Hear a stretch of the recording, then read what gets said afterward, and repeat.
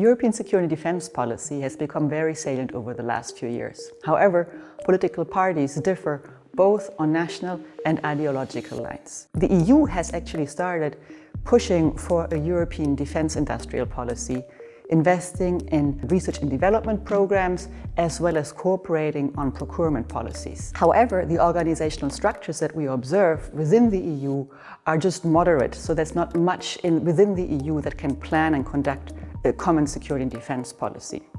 The European Parliament could push for a more comprehensive defence and security policy. At stake is assuring that the EU can defend itself and it can actually provide security for those around it. And also at stake is how this is being assured. And so after the Russian invasion of Ukraine, what we could see across Europe and the European Union is that actors changed their perception of their security needs. And they added to the moderate EU security and defence policy, in particular by investing in capacities of European defence and defence industry.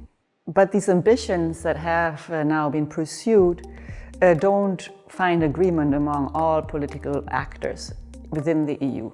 Some actors actually want to pursue security and defence policy on the national level, others want it to be done mainly in NATO, others again want to pursue the EU to pursue a much more ambitious policy, and yet others are not very interested in the policy. And this matters because the common security and defence policy of the European Union is organized intergovernmentally, so these actors really have a say.